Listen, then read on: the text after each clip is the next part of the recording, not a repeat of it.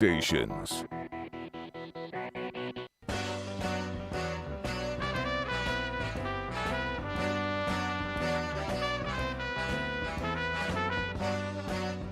It's time for Wallow and Friends on Sports 56, presented by Homer Skelton Hyundai. Here's your host, the voice of the Tigers, Dave Woloshin. Brr, baby, it's cold outside. And not the good kind of cold. I mean, it's cold. But it's sunny, so that's okay. And I don't think we're going to have any wet stuff from all of this. The Grizzlies last night in Milwaukee, I bet it was cold there too. They were cold. I think they ended up 9 of 40 from three-point range. Too many guys down. Tyus Jones, who can hit threes, he didn't play. Dylan Brooks, who can hit threes, he didn't play. Desmond Bane, who can really hit threes. Like, I think for the month he was shooting 47% from three-point range. He didn't play either. Kyle Anderson, who can hit a three on occasion.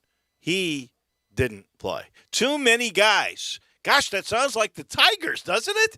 Too many guys couldn't play. Also, not enough calls down the stretch. One really bad referee mistake, time clock guy, hometown guy, mistake where the Grizzlies should have had an 8 count on pressing, and they didn't get it. And the game was close then. It was, I think, 5 at that point after the Grizzlies had cut it to 3. You know, you knew Giannis was going to be terrific. I'll tell you, the guy that really killed the Grizzlies last night was Chris Middleton. And Middleton's a great player. I mean, he's part of the reason why they were champions last year. There's no doubt Giannis is the key, but Middleton is probably the second guy who is important because he can just about make any shot. I think he had 27.7 rebounds, 7 assists, something along those lines. And he was really picking on the guys that were filling in. And that was tough. That was tough. They exploited the new guys that were in, no doubt in my mind about that. And it was just too much. So they fall. And no problem, right? I mean, you're not going to win every game. Let's just tell it like it is. That's just not going to happen. But they move on and they play tomorrow night. And again, I think it's what? Do they go to Denver? Isn't that where they're playing next? I believe that's right. Yeah, I think so. It was interesting, and this is why Budenholzer is such a good coach. When Culver was in the game, or when Zaire was in the game, they went at those young guys. Middleton in particular went at those young guys. Jaren Jackson, again, played great, especially in the second half. And he and Ja, that was terrific to watch. They ended up, 60-some points? Because I think it was 33, 29, 62. That's right, yeah. That was outstanding. So that was fun. But, you know, they even with all those guys out, they gave the defending champs in their home ballpark a real run for their money. So that was a fun game to watch. Didn't end up their way, but you know you're not going to win every game in the NBA. And that's why they're defending champs, like you said. A couple of other things that were interesting in the NBA last night. Joel Embiid. Playing against Orlando, obviously not a very good basketball team. We know this. But Joel Embiid had 50 points. He did it in 27 minutes. He also had 12 rebounds and 3 blocks in that game. Now, that's incredible to do all of that in only 27 minutes. It, by the way, is the second fastest 50 points in NBA history. You know who has the fastest? Klay Thompson, who had 52 points in 26 minutes and 33 seconds. Of course, he's getting threes. Embiid, for the most part, is getting twos. Pretty impressive stuff. The other is Nikola Jokic. This dude, who is the MVP, the reigning MVP, who most people will tell you does not get the respect that a reigning MVP gets. Like, I'll tell you this much. Giannis got so many calls last night, I'm not sure Jokic gets the same kind of treatment. I can't wait for Ja or Triple J, in particular Ja, to get the calls that Giannis gets. I mean, Giannis can walk. I mean, really and truly, a third of his drives into the paint, he walks. They did a cha-cha-cha thing last night where right in front of the referee, and both Brendan and Pete's pretty down the middle. He doesn't usually go after officials. Even he thought, how did you miss that right in front of you? But I can't wait for those kinds of calls. I don't think Jokic gets them. He had a 49-point triple-double, 49 points, 14 rebounds, 10 assists. The last assist to get him the triple-double was the winning play.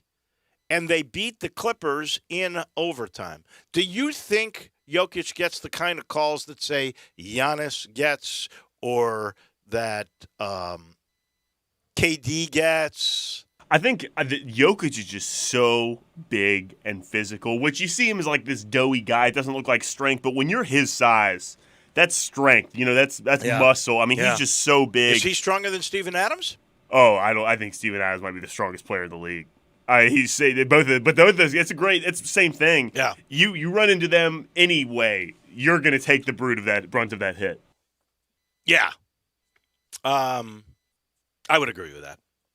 Anyway, those kinds of things you don't get every night in the NBA. You had two of them: the Embiid 50 in 27 minutes, the 49-point triple-double by Jokic. Even though it took overtime to do that, that was pretty impressive stuff for sure.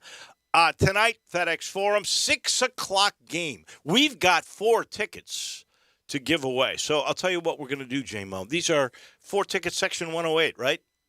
Yes, 108. So these are good tickets. And I want to give it to a family. So if you're a family, especially if you've never been to a game, I want to give you 4 tickets to tonight's game with the SMU Mustangs, who, by the way, are pretty good. Second place in the American at 4-1. And an interesting team because they are like 3 or 4 of the American teams. They're ball clubs that have been put together with a lot of transfer portal stuff. And in some cases, like there's one guy who's part of a pair of twins who's played, this is his 4th school.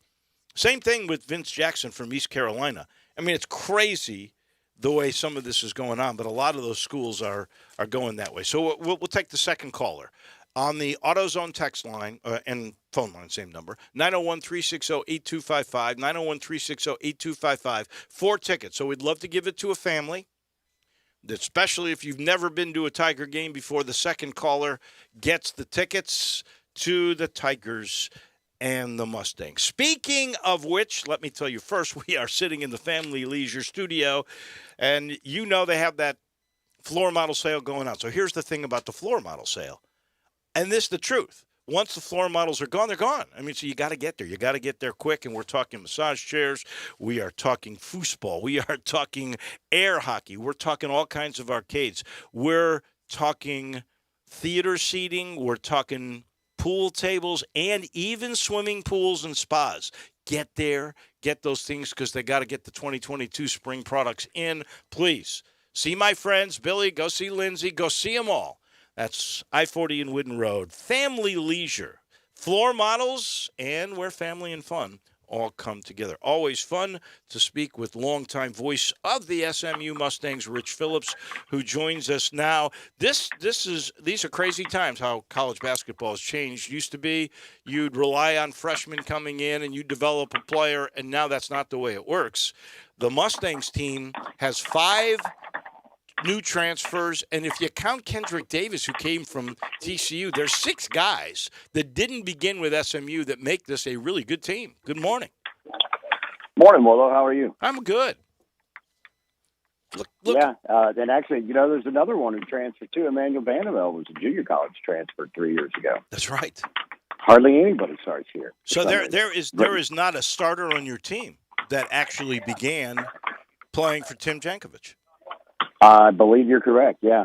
It's It's crazy how, and obviously you mentioned it, we're not the only ones doing it, but definitely Tim's found a little bit of a knack there in the transfer portal, and even before the portal opened, just a few years ago when guys had to transfer and sit, we were getting guys like that too. Well, the price of admission, and somebody just won. Let me have their first name, JMO. The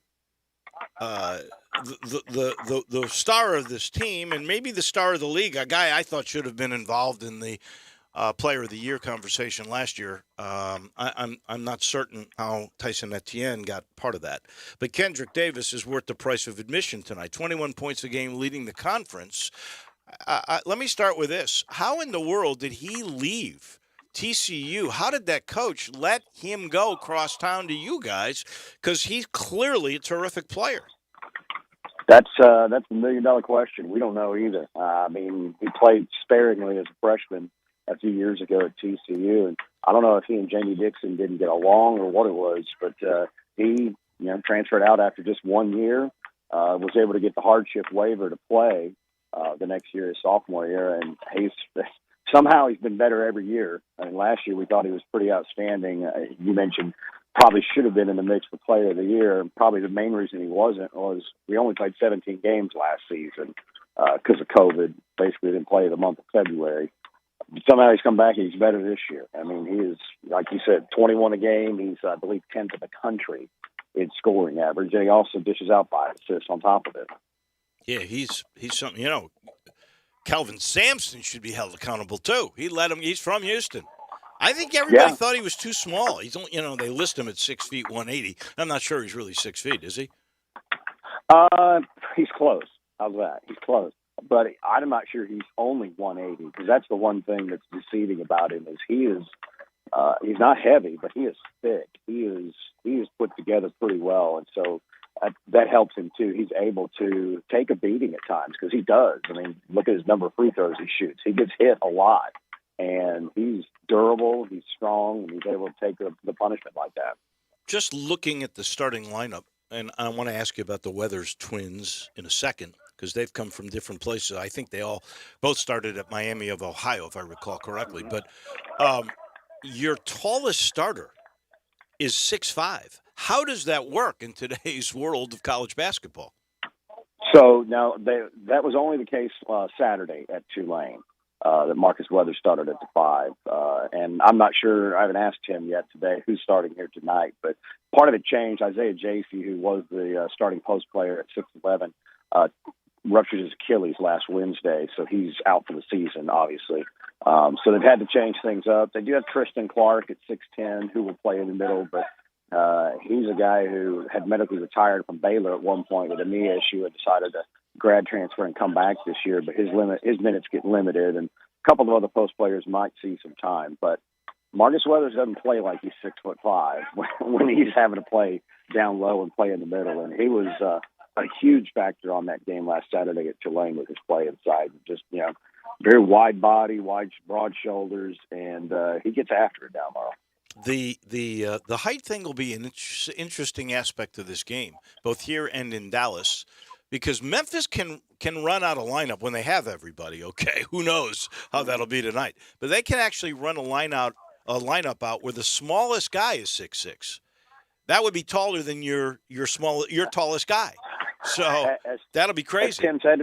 As Tim said to me the other night, there'll be a lot of high school teams that'll be bigger than some of the lineups that we roll out there. But he's fine with it because guys can play, guys can shoot. They're very 3-point reliant on this team, and partly for good reason with guys like Kendrick Davis and Emmanuel Bandamel, who are really good outside shooters. So they don't rely on post-up moves a whole lot. You guys have obviously a great record. But how good are you? How good do you think this team really is? When you look, you've lost at Oregon, you lost early, you've played much better of late. That makes sense with all the transfers.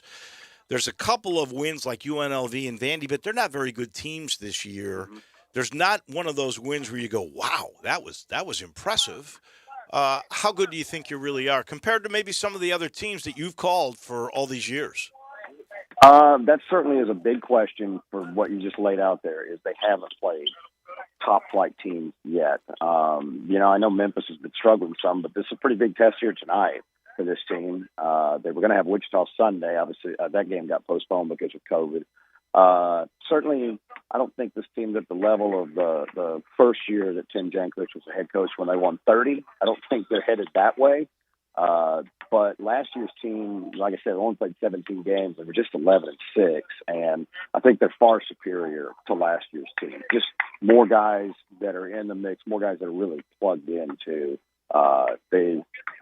All these transfers were the best player on their team last year, and they're fine not being the best player on the team this year because they know he plays point guard on their team.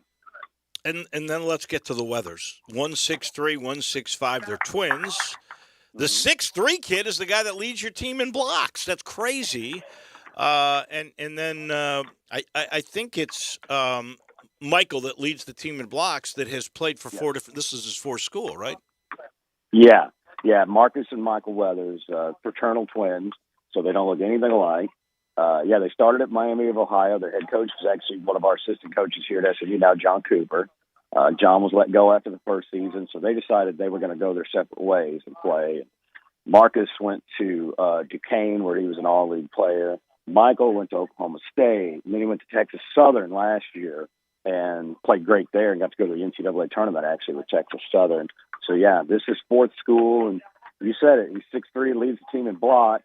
A little bit about the fact there's not a ton of post players playing here, but he is an unbelievable athlete, kind of a wiry guy, very quick, very fast. Early in the year, played out of control a ton, turned the ball over a lot. But here in the last month, he has really settled down, and he plays a lot of the point guard minutes now, and Kendrick Davis will play off the ball with him at times because Michael's that good of an athlete. Did you say your game with Wichita State's already canceled? It was postponed, earlier this week, the Sunday game. Yeah, but Wichita had 2 games postponed this week, Man, I was not aware of that. So we've seen, like, Tulsa had a COVID thing with UCF. They canceled their game at UCF right after they played Memphis. Memphis never got anybody sick there. So that is wild. Okay. Last thing for Rich Phillips, voice of the SMU Mustangs. Tell me how good you think this league is this year. Not as good as it's been. Memphis sitting here at 3-3 in league play is one of the reasons why, I think. Yeah. Wichita, we thought Wichita would be 0-4 in the conference. I thought they were going to be much better than that this year. But I think some teams are getting overlooked. Cincinnati's a lot better than any of us expect them to be. And I think UCF is better, too. I'm sure you think so. I think UCF is a lot better. I mean, SMU beat them at home a couple weeks ago, and we felt like that was a tremendous win. They'd come back from about 9 down in that game to win. But I don't think there's not as many of the top-end teams. There's Houston, and then I think the rest of us are fighting for second, basically. UCF is interesting. If they hit threes, they're really good. If they don't, they're very, very mediocre. Rich, I look forward to seeing you tonight. It'll be fun. Should be a good ballgame. All right. Thanks a lot, Jay. I'll see you tonight. You got it. That is Rich Phillips. He is the voice, long time, of SMU, brought to you in part by Old Dominick Distillery downtown, which offers tastings at their craft distillery and this really cool tour. They call it a 45-minute sensory journey. It begins with the history of Old Dominick and Domenico Canali, cool guy. Then you get a real good view and a lesson on the way that this craft of distilling is done from grain to glass. I love it. And then it ends with my favorite part, the curated tasting of Old Dominick's portfolio of spirits. And by the way, if you're looking for something late night, you've never been to their bar, it's cool. It's elegant, not stuffy. They've got mixologists there for, if you fancy an old-fashioned or you want to try any of the Old Dominick products, they've got them. Oh, by the way, if you don't want to go downtown, go to your favorite spirit shop. I promise you, they've got Old Dominick in there as well. We congratulate Philip Brooks. He was the winner of the 4 tickets. Hope you take your family, Philip, and enjoy the game tonight. We will be chatting with our good friend on the National Football League, Russell Copeland, in a minute. We'll let you know this final portion of the first segment here, brought to you by Conway. Conway Services, heating, cooling, plumbing, electric, and a free furnace every January when times are slow and to get business going. John says, I got to spark something here. So I'm going to give away a free furnace. He's doing this 80% Carrier gas furnace for nothing to you if you buy the standard Carrier air conditioning system, which you know is state-of-the-art. If that's not enough, John says, let me throw in an April air cleaner. I'll give you a 10-year parts warranty and the newest free Nest thermostat, about $2,000 in savings. Oh, and one more thing this year he's added. How about I'll offer it up for $139 a month or 12 months interest-free. Anybody can afford that. Get into new technology. It saves you on your MLGW bill. It keeps your house warm and then cool. And John's going to give you $2,000 and a furnace right now. Please call 384-3511. Conway Services. Heating, cooling, plumbing, and electric. We take the quick break. When we come back, it's Russell Copeland on the NFL. The all-new Sports 56 Mornings with Greg Gaston and Eli Savoy. Brought to you by Action 24/7, James Gaddis Jewelers, and Acura of Memphis. Weekday mornings from 7 to 10 right here on Sports 56 and 98.5 FM. It's time to call Doug and Colin Brown for your house. Looking to buy or sell a home in Mississippi? Rely on Doug and Colin Brown, $1 Million Realtors at Regency Realty in Mississippi. This father-son combo will help you find your next dream home. With decades of experience, Doug and Colin Brown put honesty, integrity, and clients first. Call Doug and Colin Brown in Mississippi at 901-598-9168. Regency Realty, 901-350-5050.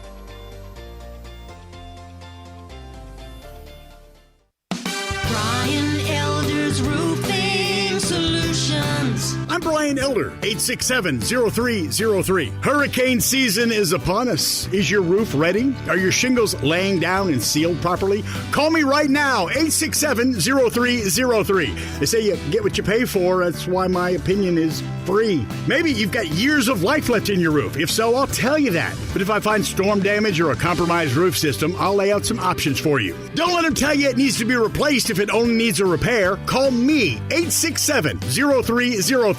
Has your insurance company already seen it and rejected your claim? Maybe they're correct. Most of the time, they're not. They do tend to become more reasonable once I get involved, though. 867-0303. I'll measure your roof from outer space or BrianElderRoofing.com. Call 867-0303. Brian Elder's Roofing Solutions. I'm Gary York. I'm the service director at Lexus of Memphis. Our service department wants to be more than just a place where you get your oil changed. We do glass repair, windshield replacement, recalibration of your camera and sonar systems, even wheel repair, tire replacement, all the things you would expect from a luxury automotive dealer. Please check out our website. You can schedule your appointment, check out our specials, hours of operation, or if you'd like to do it in person, please reach out to one of our associates at 901-271-5199. Now, back to Wolo and Friends on Sports 56, presented by Homer Skelton Hyundai. Here once again is the voice of the Tigers, Dave Woloshin. Homer is our title sponsor. Homer Skelton and Olive Branch right there at Highway 78 and Craft Road, the first exit in Mississippi. I think they've set the bar for the way car business should be done. They've been doing this for a long, long time now. And Chris True likes to say you'll never pay more than sticker price for any new car at Homer Skelton Hyundai, even in these times where new cars are short. Can't find them? They're getting more and more, by the way, at Homer Skelton Hyundai, and you'll never pay more than what it says on the sticker price, unlike some other places. You can always trust the folks at Homer Skelton Hyundai. And this portion of the show brought to you by Ken Garland, Custom Home Builders. Ken knows what a big deal it is, what a commitment you're making to either build that dream home or to renovate. I call it renovation with innovation. He takes your old home on that beautiful, familiar lot you love in the location, and he puts in all the modern amenities. He's been doing it with his dad for 2 generations. Now, 50 years of Ken Garland Custom Home Building. If you've got land and you're not sure what to do with it, Ken knows. Or if you're looking for land, Ken's got that. All you got to do is look KenGarland.com and then call 751-1632. Nothing is finished until everything is perfect. 751-1632. Ken Garland Custom Home Builders. Always a pleasure each week to talk with my friend, former NFL star and Tiger, Russell Copeland, who joins us now. Have you ever in your life seen a team that's supposed to be America's team, that's supposed to be so efficient, just botch a closing rally the way the Cowboys did the other day? Well, to be honest about it, Dave, the game was lost before that, but it is surprisingly that didn't anyone pretty much know to give the football to the referee, let him spot the football. But when you look at it, it's just another meltdown for the Dallas Cowboys organization. And when you look at it, since 1996, they've only won 4 playoff games. So it's something that the Dallas Cowboys have not been able to get over the hump. And it is surprisingly of how they were dominated by the San Francisco 49ers. When you look at the top offense coming in, they were not able to make big plays. They were not able to protect Dak Prescott. And for me, offensively, whether it's the coordinator or whether it's your head coach, I did not see any adjustments that was made throughout the game. And it was just really surprising that they were putting pressure on Dak Prescott with a 4-man rush. And yes, they did some stunts and they did some twists, but it was not anything that the Dallas Cowboys should not have been able to block. The other aspect of this, and I'm really not trying to pile on with Mike McCarthy, but facts are facts. This is the most penalized team in the National Football League. Mm-hmm. They were terrible in that regard. I've never seen defensive holding on running plays, and twice in critical situations the Cowboys did that. When we look at coaching, don't we examine the way a team plays or how they've been coached? Well, you have to look at Coach Mike McCarthy, but Dave, I think this is an internal problem, and the problem for me, I think overall, is Jerry Jones. I think Jerry Jones is an outstanding businessman. I think he's an outstanding owner. But until Jerry Jones can let go of the egotistic ways and take a chokehold off of this organization and hire a general manager over player personnel to let those individuals get after the players, look at the players who are not performing, and get rid of those players or either put those players on the bench, you're going to have some issues, because I just think the coach that comes in, they always have to look over their shoulders at Jerry Jones. And I think Jerry Jones wears too many hats. And there's one thing that you can look at that stands for all of this is Jerry Jones.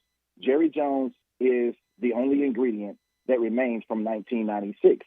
And when you get rid of 2 of the best head coaches, when you look at DeTuna, and you look at Jimmy Johnson, you fired them, and since then you've only had 4 playoff wins. So I think that he needs to hire a general manager, and he needs to hire someone that's over player personnel. And until then, we're still going to be talking about the meltdowns of the Dallas Cowboys. All right, let's move on to that same San Francisco team having to go to Green Bay. Packers are 5.5-point favorites, although San Francisco in the playoffs had their way with that same Green Bay team a year ago. What's going to happen on the frozen tundra? Well, I really do love this matchup. It's a rematch from Week 3 when Mason Crosby had to hit a last-second field goal to win that football game 30-28. But it's very hard to go against Aaron Rodgers, especially playing on the frozen tundra. I think the Green Bay Packers, they can exploit this 49ers secondary, and it's going to be interesting to see if 2 key injuries for the 49ers will be able to play. You look at their big-time defensive end, and you look at their linebacker. If they're not able to play, it can be a long night. I think the only way the 49ers win this football game is to make the game long as far as running the football. They have to run the football and keep Aaron Rodgers out. But I just think Aaron Rodgers, he is a player that wants to win another Super Bowl. Give me the Green Bay Packers at home. I tend to think you're right about that. Staying in the NFC, where I got a better feel for all this, the Bucs are 2.5-point favorites against the Rams. I said the Rams are going to be in the Super Bowl before the season began. I lost faith in them. I did not trust Matthew Stafford, but now he's got another weapon besides Kupp in OBJ, and adding Von Miller to that defensive front because everybody's watching Aaron Donald. He was fantastic. I'm now a Rams believer. I think the Rams are going to beat Tampa. I hate that for my friend TJ Reeves, but what do you think? Well, the Rams are also a football team that I picked to go into the Super Bowl against the Buffalo Bills, and I never lost faith in the Rams because the NFL this year has been up and down, and every team had their laws to go up and down. I love this matchup, and again, Dave, this is another rematch from Week 3, and when the Rams dominated Tom Brady 34-24. And when you look at that game, the score does not even indicate, they scored a late touchdown late in that football game, but Tom Brady had all of his arsenals. He had all of his weapons. Now he does not have all of those weapons. He has a lot of young kids that he's not accustomed to throwing the football to. We saw that last week as far as time and trying to throw the football to Johnson, running out of zones, not sitting down in zones. I just think the matchup for the Rams, when you look at Aaron Donald, that defense, you talked about Von Miller. Now Von Miller can be able to rush the passer. He's not the focal point. And you look at Jalen Ramsey. I look at Jalen Ramsey. He can be able to match up against Mike Evans. I just think that defense is playing great. Matthew Stafford, hopefully he does not have to throw the football 30, 35 times. I think if he can throw the football around 20, 25 times, be efficient, run the football. Cam Akers, man, what an unbelievable story for him. Yeah. Coming back from Achilles injury in late July. I think he was a big asset in that football game. Give me the Rams. I think it'll be a great game. It's hard to go against the GOAT, but I just think right now he does not have enough weapons to be able to spread the football out and go against this Rams defensive front and also a pretty good secondary. Oh, you and I are in agreement on both those. That's a scary thing. All right, the two games that I really cannot figure out. The Bengals looking so good. Burrow looking so comfortable. Mm-hmm. You've got Chase, you've got Mixon, you've got so many weapons offensively, and we don't know how good Derrick Henry's going to be coming back, but we know that running game was still pretty good. How do you see this game? Because Titans are 3.5-point favorites in this game. I know it's in Nashville. That has to account for something, but I sincerely don't have a feel for it. Dave, I think it's a game of two different styles. And when you look at the Tennessee Titans, I have to take my hat off to Vrabel for being able to get his football team able to play, losing the weapons that he was able to lose in Derrick Henry, not having Julio Jones, not having A.J. Brown for a stretch of the season. But I think they have to play one way, and that is predicated on the run. If they cannot get outside the pocket, throw the football, be able to run the football, get some play action passes to hit A.J. Brown, to be able to hit Julio Jones, I think it's going to be a tough game for them. I like the Cincinnati Bengals. I think this is a team of destiny. I think when you look at the Cincinnati Bengals not winning a playoff game since 1990, I call them the new kids on the block. And if you want to look at something parallel to basketball, they have probably the best 5 skill positions in all of football with the 6-man. When you look at Joe Burrow leading it, Joe Mixon can run the football. T. Higgins, Tyler Boyd reminds me of an Andre Reed inside the hash marks. Jamar Chase, what an outstanding rookie year, and their tight end C.J. Uzomah. I think they will spread this football team out. They will be able to get after the passer, and they will cause Ryan Tannehill to make some mistakes. I think it'll be a close game. It'll be a physical game, but a game that the Cincinnati Bengals can also play physical. Give me the Cincinnati Bengals in a very close one. And then finally, the line the closest by Vegas standards, only 1.5, Kansas City at home against Josh Allen and Buffalo. And Buffalo looked incredible against Bill Belichick last weekend. This is another rematch game from Week 5, 38-21 by the Buffalo Bills. But I think this game is going to come down to defenses and which quarterback can be most efficient. When you look at, you talked about the Buffalo Bills, what they were able to do last week to score on their first 7 possessions. They didn't kick a field goal. They converted all of their third downs, was just phenomenal. But also on the other side of the field, you have Patrick Mahomes, and what a great game he had. 11 minutes and 41 seconds, he was able to score 5 touchdowns. I think it's going to be a game where both of these quarterbacks can play. But we saw Patrick Mahomes early in the year not play as efficient as we're accustomed to him playing. Now he has gotten everything back together. I think this Buffalo Bills defense can put enough pressure on him to be able to make him throw the football, stop their running game, because the running game is going to be the key for both teams. Give me the Buffalo Bills in an upset, at Kansas City. So you've got 3 road teams winning in this divisional weekend. Wow. Those are big statements. Absolutely. But Russell Copeland is always out there with those picks. Last thing for you, I believe we talked a little bit about Matt Barnes last week, taking over the defensive coordinator role for the Tigers. We have not talked about the new offensive coordinator, Tim Cramsey, who comes from Marshall. I don't think it's been officially set yet, but he is going to come. Matt Barnes, by the way, was just on Mornings with Greg and Eli, and he's terrific. He's funny. Obviously, he's been a couple of great places, called plays for 2 Power 5, so we know he knows his stuff. What do you think about this new direction with offense and this guy Tim Cramsey, who was great at Sam Houston State and terrific at Marshall? Well, coming in, I would have really liked to see the Tigers be able to, take a good look at the running backs coach to come from within. But his pedigree coming in, he has had a lot of success.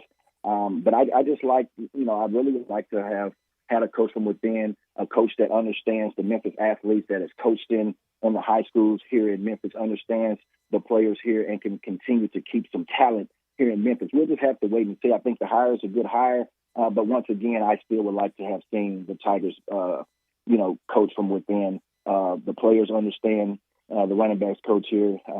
He's coached. He knows the offense. But I do think it's a good hire.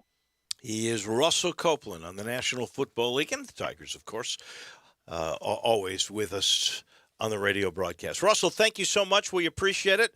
And we'll have conference championships to talk about next Thursday. Thank you, Dave. That is our guy, Russell, brought to you by the good folks at James Davis Men's Store in the Laurelwood Shopping Center. You know now it's the only place you can get the Stant system. That's that cool computer technology where you really basically take 3 measurements for a shirt, 2 measurements for pants, and you get the perfect fitting piece of clothing. It's just incredible how it works. And the only place you can get that is the Men's Store in Memphis, and has been the Men's Store in Memphis for a long time. That is James Davis in the Laurelwood Shopping Center. And go in. They're actually going to start to get spring stuff in, but right now they're stock full with all the winter items to keep you warm in this freezing weather. Go see Shine. Go see all the gang. They will take care of you like they have for years. If you're looking for the best in luggage, they have Toomey. And they're always going to take care of you. They fit you correctly, and they will do all the tailoring. Everything done to perfection. That's James Davis Men's Store in the Laurelwood Shopping Center. We take a quick time out. When we come back, we'll talk some college basketball, in particular SEC hoops, with our SEC historian. That is Ron Higgins, and he comes your way in just a minute.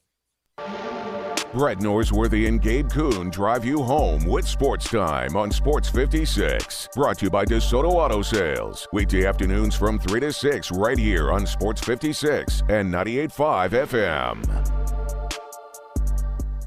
Gossett Mitsubishi on the Pike is where you'll find the most bang for your buck. Take your pick with adventure-ready 2022 Mitsubishi Outlander Sport or highest safety-rated 2022 Eclipse Cross. Ready to ride at $349 a month. And this is not a lease. You own it. Want 31 mpg highway in your SUV? We Gossett with 2022 Mitsubishi Outlander. Now $398 a month. Plus, at Gossett Mitsubishi, you always get our stellar 10-year, 100,000-mile powertrain limited warranty. So for our best deal, look no further than Gossett Mitsubishi, 1870 Covington Pike, or shop online at memphismitsubishi.com. If you want it, we Gossett at Gossett Motor Cars. All 72 months at 2.9 APR, 3,000 down, 500 loyalty rebate, 500 military rebate, Sport NU 001422, MSRP 27010, Cross NZO 49092, MSRP 27,000, Outlander NZO 53093, MSRP 29615, includes all rebates and incentives, PF 695, excludes tax title license with approved credit. See dealer for complete details. Offer valid through 1/31/2022, dealer stock only. Whether it's Miramichi, Cherokee, Galloway, or any of the numerous courses around town, you'll find me, Sheldon Rosengarten, with Mark's Bensdorf Realtors, stinking up the course, because I've been known as the worst golfer in town. But along with that tag, people often say that when it comes to selling homes, when you want the job done, call Sheldon. Yes, I spend most of my time making sure my clients get the absolute best and most successful strategic marketing program. Darn it, I hate hitting triple bogeys, but I'd rather be making my clients more for their homes quicker. And who else is going to tell you that if you're thinking of selling, talk to 2 to 3 real estate brokers, but make sure that Sheldon is one of them. Remember this, write it down. You can reach me, Sheldon Rosengarten, at memphisrelocate.com or 4830546. That's memphisrelocate.com or 4830546. Do it now. Hey people, if you're ready for some car and truck shopping or ready to sell any vehicle today, All-Star Chevy in Olive Branch is where you want to be. All the Silverados, Tahoes, Suburbans, and Blazers are coming in here at Olive Branch. Yes, right here at All-Star Chevrolet. Just ask for Kevin or Jeff. They'll show you all the choices here and in the pipeline. Seriously, these will go fast, so try to get here this week. Our All-Star Chevy friends have been spot on getting all the best 21s and 22s you want, and in all the colors you want. 0% financing is available, and your good credit deserves it. Go to allstarautogroup.com and look at all the pre-owned and certified pre-owned Chevys, Silverados, Tahoes, Suburbans, and go big. Check out the Corvette Stingray. And if you want to sell any car or truck and get a check today, remember, it's not South Haven, not the Pike, not Mount Moriah or Collierville. It's got to be Olive Branch, people. So find new roads to All-Star Chevrolet in Olive Branch or go to allstarautogroup.com.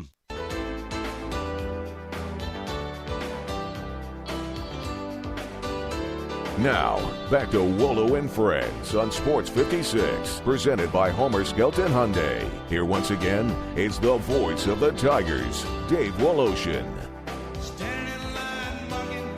A little bit earlier, we were talking about the Tigers and SMU tonight. Remember, that is a 6 o'clock game that takes place at FedEx Forum, and the Mustangs are good. I mean, it's really going to be fun to watch the difference in height if they go with the starting lineup that the tallest guy is 6'5", because Memphis can counter with a starting lineup where the shortest guy is 6'6".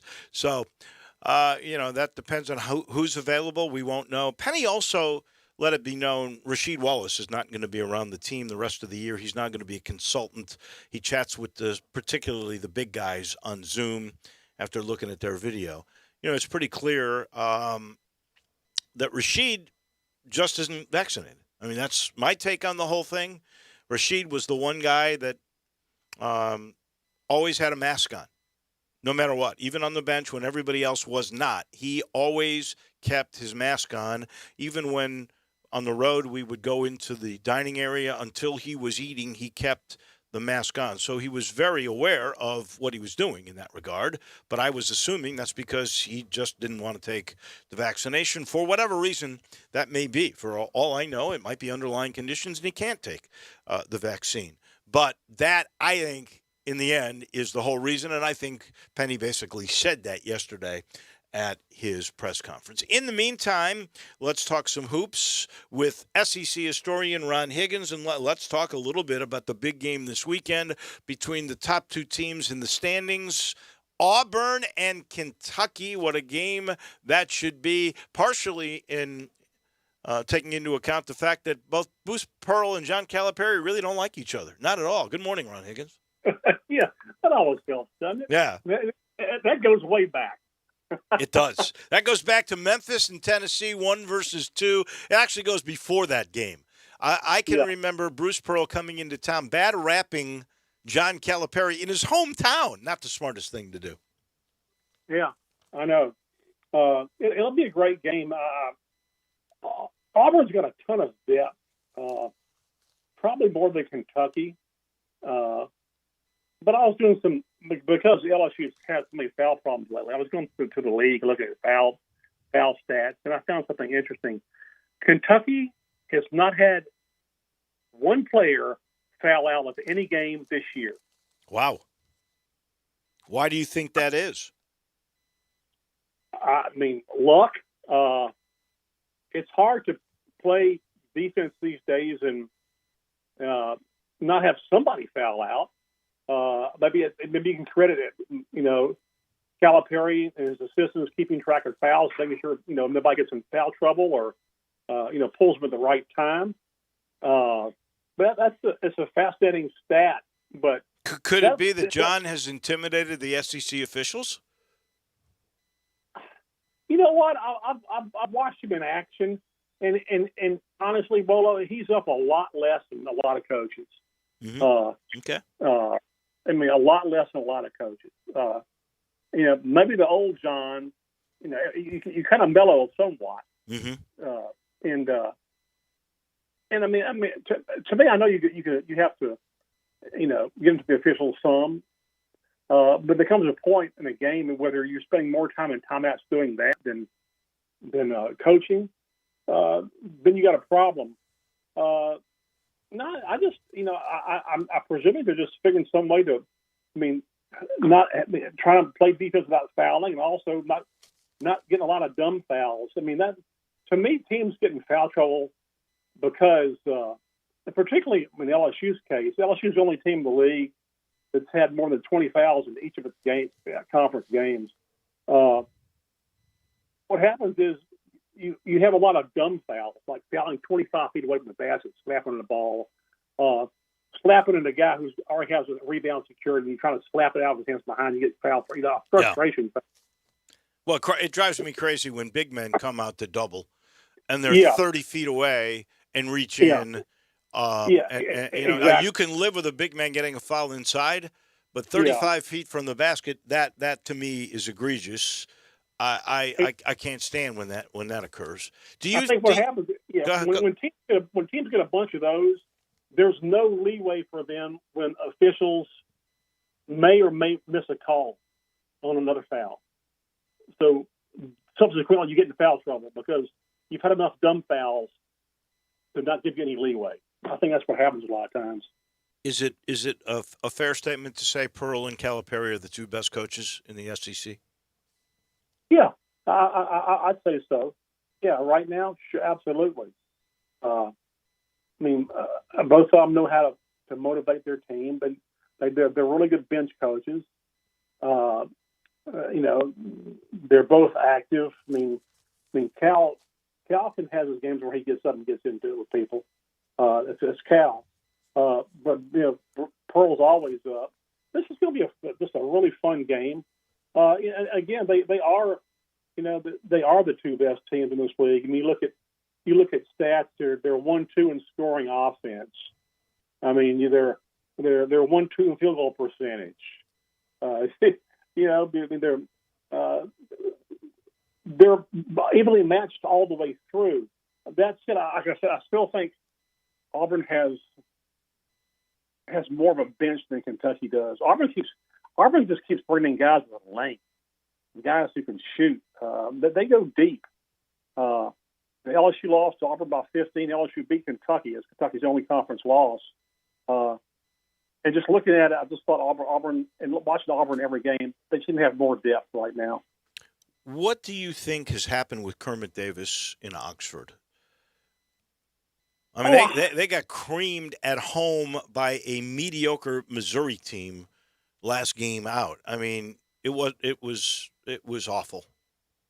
Well, this is a bizarre league, man. Look. 2 weeks ago, LSU was a toast of the league, and now they've lost 2 in a row and may lose 3 Saturday. You look at Florida; they've been struggling. State was killing them last night. Let's kill them in Gainesville, and Florida turns around and wins the game. It's a very evenly based, bizarre league. At this point, where you got Auburn, then Kentucky, then A&M with 1 loss. Then you have a bunch of teams is A&M really for real? From what I saw last night playing Kentucky, yeah. They're a lot better now. Whether they can maintain or not, you don't know. But there's so many teams in this league where the chemistry is so delicate on a team, where if you lose one guy for, say, gets hurt for a couple of games, one of your key guys, it upsets your chemistry, and you got to figure out ways to win. And sometimes, if you're in the tough part of your schedule, you might lose a couple of games in a row. You shouldn't lose. The other grouping behind, let's just say, Kentucky and Auburn, I guess at this point we can throw A&M in there. I don't have a feel for them, but they won 15 games. They're 4-1 in the league. Then there's the grouping that includes your LSU Tigers, Arkansas, which I thought had underachieved, but now they're starting to come on. Alabama, which Memphis is rooting for because Memphis was able to beat them at FedEx Forum, and now they're 3-3 in the league. Mississippi State will throw in there too. So where do you sense this whole thing is going here? Well, I think Auburn and Kentucky are going to be at the top by the end of the year. I'm talking about that next grouping. Mississippi State, Alabama, Arkansas, LSU will throw in Tennessee. They're all 500. It's a crapshoot, man. It really is. On a given night, you don't know what's going to happen. I mean, you really don't know. You don't know.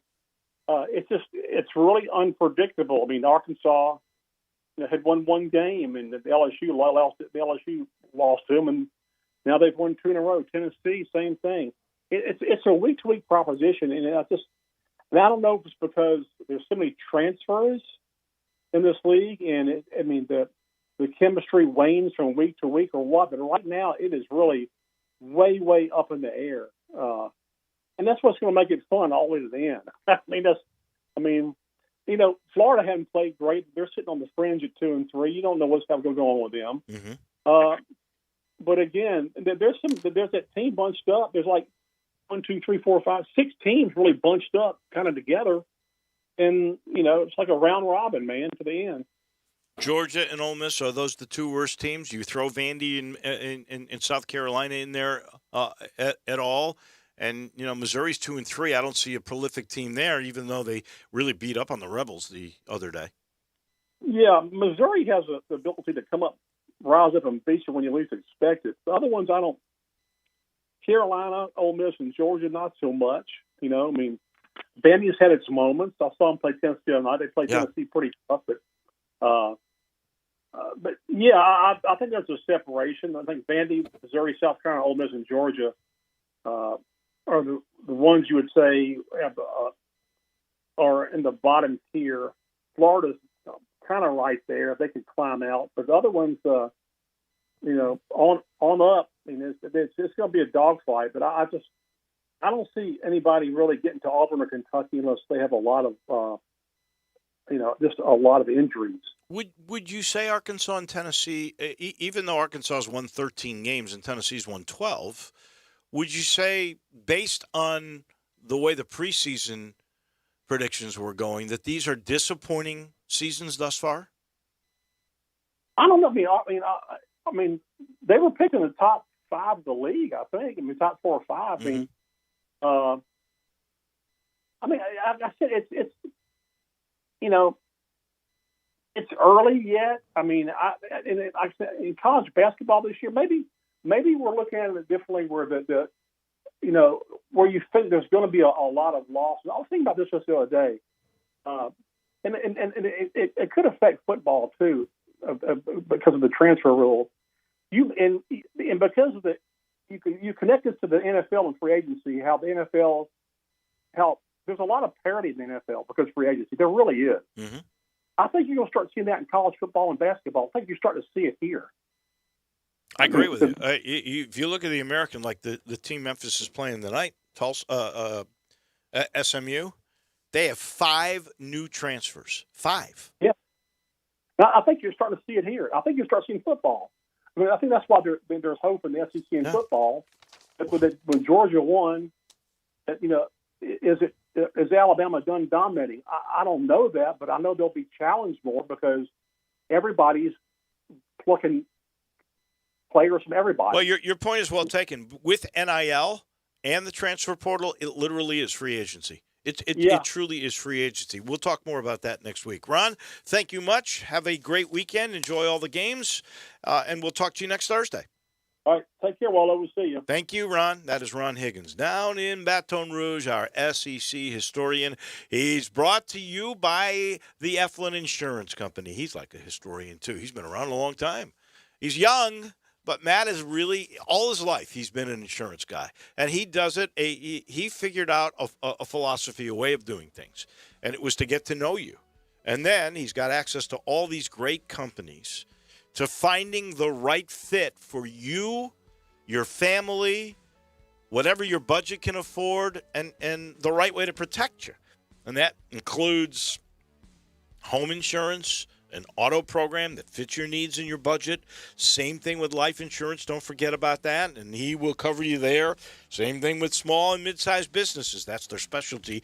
On virtually unlimited access to programs to help those businesses. All you got to do is make the call, 901-386-GER.